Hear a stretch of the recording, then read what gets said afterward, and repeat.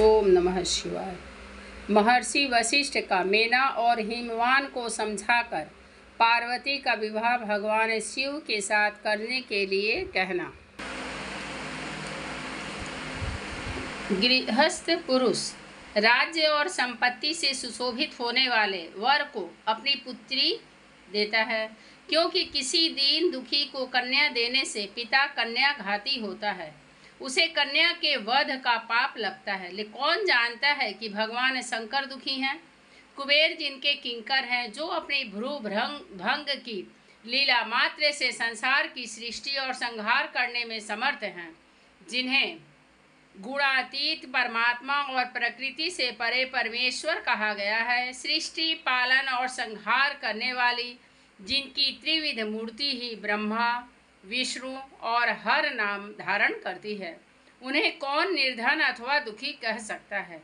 ब्रह्मलोक में निवास करने वाले ब्रह्मा, क्षीर सागर में निवास रहने वाले विष्णु तथा कैलाशवासी हर, ये सब शिव की ही विभूतियां हैं। शिव से प्रकट हुई प्रकृति भी अपने अंश से 3 प्रकार की मूर्तियों को धारण करती है। जगत में लीला शक्ति से प्रेरित हो वह अपनी कला से बहुत सा रूप धारण करती है। समस्त वांग्मय की अधिष्ठात्री देवी वाणी उनके मुख से प्रकट हुई हैं और सर्वसम्मत स्वरूपिणी लक्ष्मी वक्षस्थल से आविर्भूत हुई हैं तथा शिवा ने देवताओं के एकत्र हुए तेज से अपने को प्रकट किया था और संपूर्ण दानवों का वध करके देवताओं को स्वर्ग की लक्ष्मी प्रदान की थी। देवी शिवा कल्पांतर में दक्ष पत्नी के उदर से जन्म ले सती नाम से प्रसिद्ध हुई और हर को उन्होंने पति के रूप में प्राप्त किया। दक्ष ने स्वयं ही भगवान शिव को अपनी पुत्री दी थी। सती ने पति की निंदा सुनकर योग बल से अपने शरीर को त्याग दिया था। वे ही कल्याणमयी सती अब तुम्हारे वीर्य और मेना के गर्भ से प्रकट हुई हैं।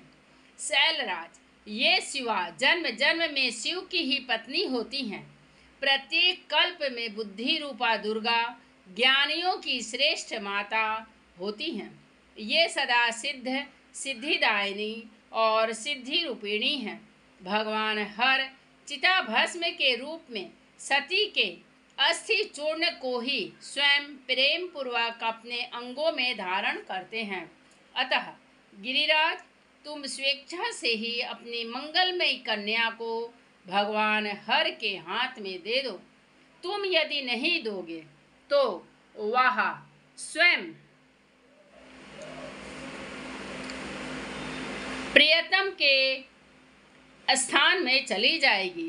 देवेश्वर शिव तुम्हारी पुत्री का अनंत क्लेश देखकर ब्राह्मण के रूप में इसकी तपस्या के स्थान पर आए थे और इसके साथ विवाह की प्रतिज्ञा करके इसे आश्वासन एवं वर देकर अपने आवास स्थान को लौट गए थे। गिरे, पार्वती की प्रार्थना से ही शंभु ने तुम्हारे पास आकर इसके लिए याचना की और तुम दोनों ने शिव भक्ति में मन लगाकर उनकी उस याचना को स्वीकार कर लिया था। गिरीश्वर, बताओ फिर किस कारण से तुम्हारी बुद्धि विपरीत हो गई? भगवान शिव ने देवताओं की प्रार्थना से प्रभावित होकर हम सब ऋषियों को और अरुंधति देवी को भी तुम्हारे पास भेजा है। हम तुम्हें यही शिक्षा देते हैं कि तुम पार्वती को रुद्र के हाथ में दे दो। गिरे, ऐसा करने पर तुम्हें महान आनंद प्राप्त होगा। शैलेंद्र, यदि तुम स्वेच्छा से अपनी बेटी शिवा को शिव के हाथ में नहीं दोगे तो भावी के बल से ही इन दोनों का विवाह हो जाएगा। तात, भगवान शंकर ने तपस्या में लगी हुई पार्वती को ऐसा ही वर दिया है। ईश्वर की की हुई प्रतिज्ञा कभी पलट नहीं सकती। गिरिराज, ईश्वर के वश में रहने वाले समस्त साधु पुरुषों की भी प्रतिज्ञा का संसार में किसी के द्वारा उल्लंघन होना कठिन है।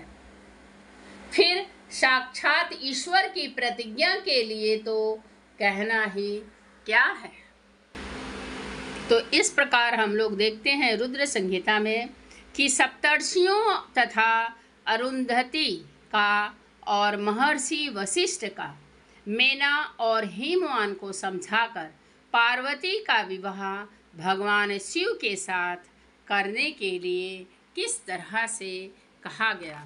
तो यह हम लोग इस रुद्र संहिता में यह भी बहुत ही अच्छी तरह से सुन पाए हैं कि गृहस्थ पुरुष राज्य और संपत्ति से सुशोभित होने वाले वर को अपनी पुत्री देता है, क्योंकि किसी दीन दुखी को कन्या देने से पिता कन्या घाती होता है, उसे कन्या के वध का पाप लगता है। अतः हम सभी माँ पिता यदि कन्या हमारी है, हमारी पुत्री है, तो हम यदि अपने आप से अपनी कन्या को किसी के हाथ सौंपते हैं तो हमें यह ध्यान रखना होगा कि हमारी बेटी, हमारी पुत्री सुखपूर्वक रहे, उसे हमें अच्छे संस्कार भी देना है और ईश्वर की कृपा तो सर्वस्व है, ईश्वर की आराधना हमें करना ही है।